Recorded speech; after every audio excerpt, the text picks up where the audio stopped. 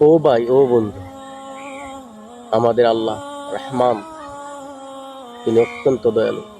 তিনি কারো প্রতি জুলুম করেন না। রাসূল সাল্লাল্লাহু আলাইহি ওয়াসাল্লাম বলেন, হাশরের মাঠে আল্লাহ যখন কাউকে মাফ করতে চাইবেন, ক্ষমা করতে চাইবেন, তাকে একটা পর্দার আড়ালে নিয়ে জিজ্ঞেস করা হবে, এ বান্দা, তুমি কি এই কাজ করেছো? তখন ওই বান্দা ভয়ে অস্থির হয়ে যাবে, বলবে, আল্লাহ, করে ফেলেছি, আমাকে মাফ করে দাও।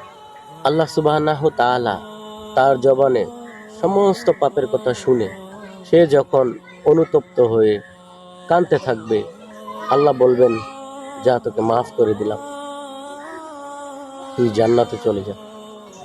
এটা হচ্ছে হিসাবে এসিরা, সহজ হিসাব। আল্লাহ যাকে চাইবেন তাকে সহজেই মাফ করে দিবেন। আল্লাহর কাছে সহজ হিসাব চাওয়ার দোয়া।